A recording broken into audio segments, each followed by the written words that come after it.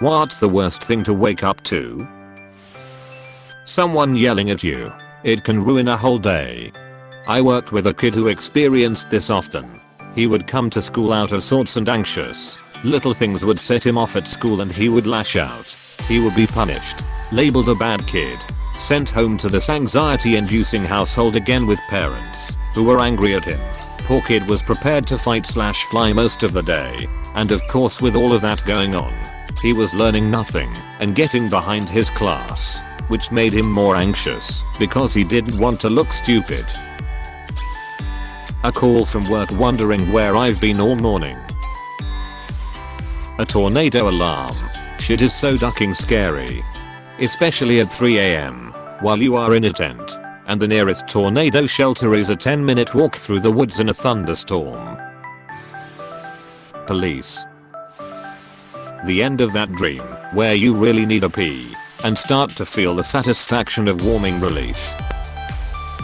Your dog gagging and about to throw up in the middle of night, then hearing him eating it 15 seconds later. Got woken up by my dad early in the morning to inform me that my mother had passed away in the room across the hall from me.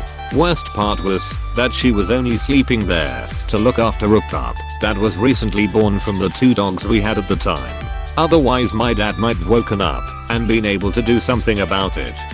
The pup ended up crying late at night before or during her heart failure that I ended up passing off, as it's really not that uncommon, but it really makes me question if I could have done something or not to help her before it happened.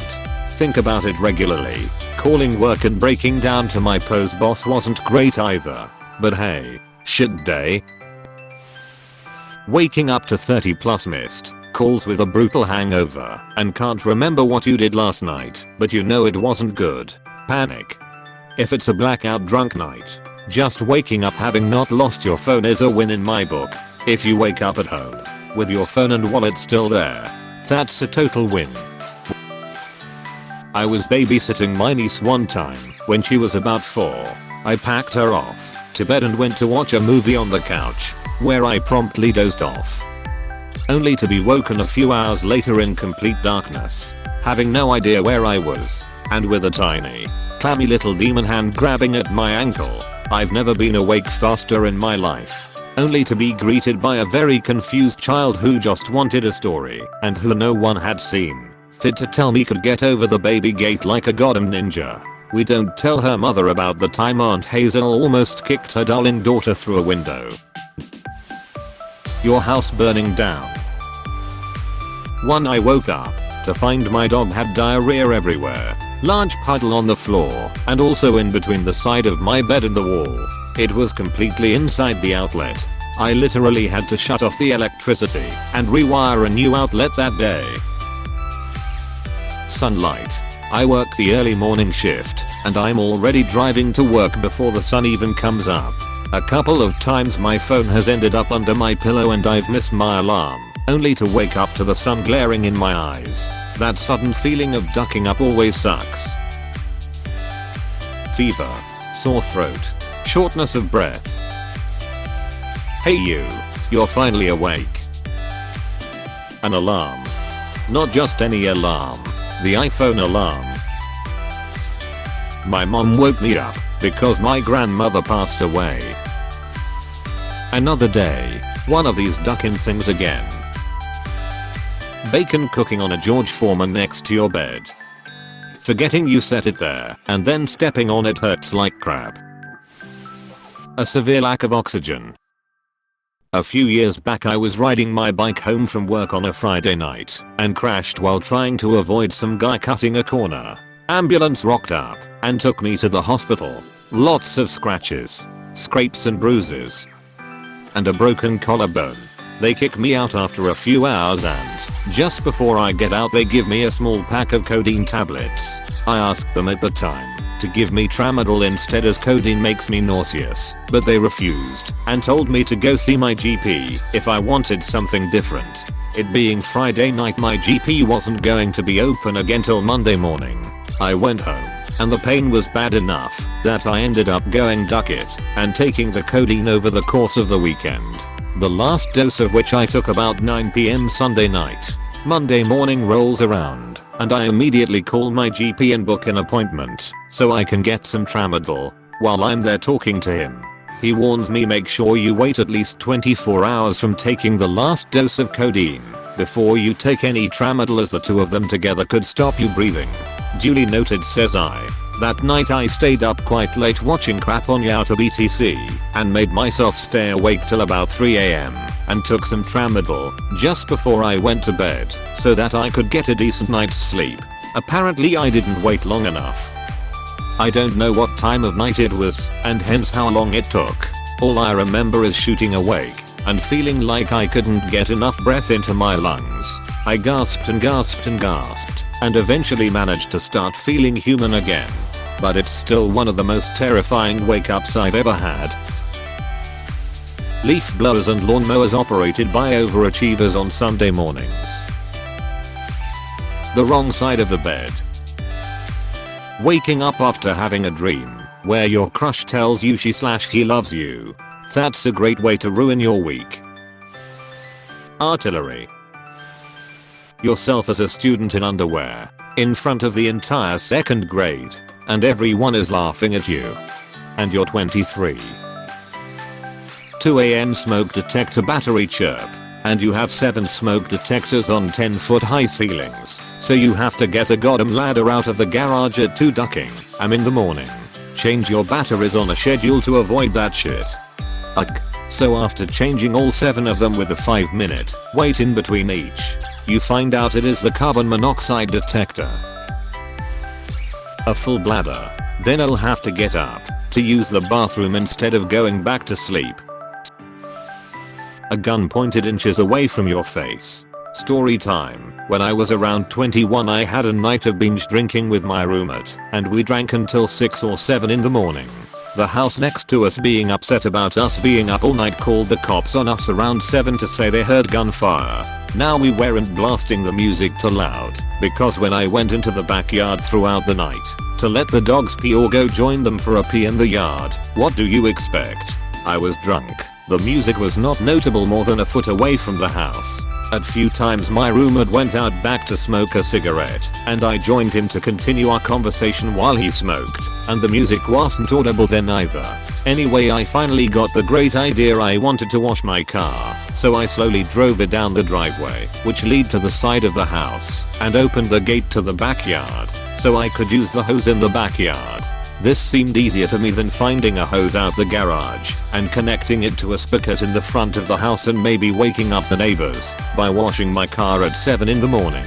Went inside to grab a bucket, and sat down for another beer and passed out on the couch. Next thing I know I feel my roommate tapping me on the nose. I'm in that half state of drunk and asleep and can't be bothered, so tell him to duck off. Cause him sleepy. Again I get tapped on the nose and shaken a little, being told to wake up. Again I say duck off, let me sleep.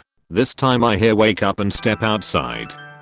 Now, as I slowly open my eyes, blurry and they begin to adjust, I see a handgun inches from my nose. Everything else is still blurry as the handgun comes to focus. I think, WTF. Why is my roommate pointing a gun at me? As I focused more I see past the gun and notice a uniform and a badge comes into focus. Again now I hear wake the duck up and get the duck outside. It was this cop who was trying to wake me as my roommate was sitting in our backyard handcuffed and 8 policemen were in my house all drawn guns. I slowly get up and say okay as they roughly take me to the back and handcuff me as well and sit me on the concrete in the backyard.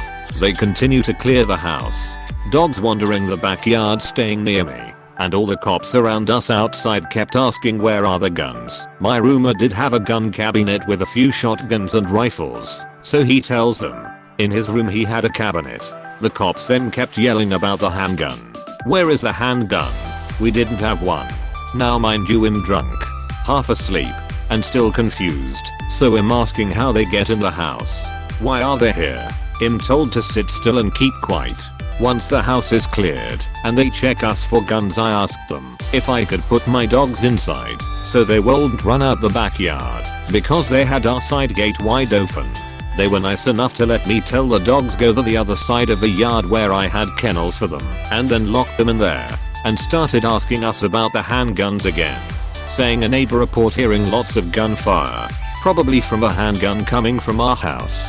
I said no, we've been drinking, but no handguns here. They kept up the questions asking why I had my car in the backyard. If I wasn't trying to hide something, why is the car in the backyard? I say I was going to wash it, which they looked at me like, why not just wash it in the front like normal people? You're trying to hide something. Where are the keys to the car so we can search it? At this point I just wanted them out and knew I had no guns in the car, so I told them. They check the car. The rest of the house again get tossed around, but no handguns. Just the guns in the cabinet which were unloaded. They break out some powder to put on the guns to see if any had been fired recently. They hadn't. So they give us a warning about firing weapons in a residential neighborhood, to which I say, are they sure it was us? May have been another house. They say no chance. Your next door neighbor here said he clearly heard it coming from this house. Okay. But we don't have handguns. Only rifles and shotguns, which make completely different sounds. And none have been fired in a while. They finally leave, and in the drunk state I have to clean up the house they turned and tossed around. Asked my roommate what happened, if he had shot of any of them while I was passed out. He said once I passed out he got on the kitchen phone to call for pizza delivery and kept getting pissed none were open. Yet when he noticed someone walking in our backyard, he opened the door to ask who the hell was in our backyard and was greeted by the SWAT team that promptly slammed him on the ground and began to run through the house. And that's when I was woken up by one of them with his gun pointed inches away from my face. TL. Doctor, neighbor called the cops on us firing guns, so SWAT team came out and woke me up with his handgun a few inches from my nose. A doctor. The cops banging on your door. I had a nightmare where I was covered in ants. I woke up and was relieved that it was just a dream. Then I realized I was actually covered in ants. Waking up dead. Sorry, boss, I can't commit today. I'm dead. Well, that's not an excuse. See you at 9. I see you two have experience working in retail. A bat on the ceiling. A wet bed. Your phone saying it's 2 minutes until your alarm goes off. Just enough time to close your eyes for 4 hours. The hard surface of a carriage seat. Rope binding your hand. And a nod exclaiming that you're finally awake. Kathy Bates stand at the foot of your bed with a sledgehammer and finding yourself tied up. Utter misery. From a nightmare. Seriously. Hopefully does not happen very often. Realizing you didn't properly plug in your charger before you went to sleep. Your ex-girlfriend, who you broke up with 6 months ago, standing over you. I had no idea she made a duplicate key.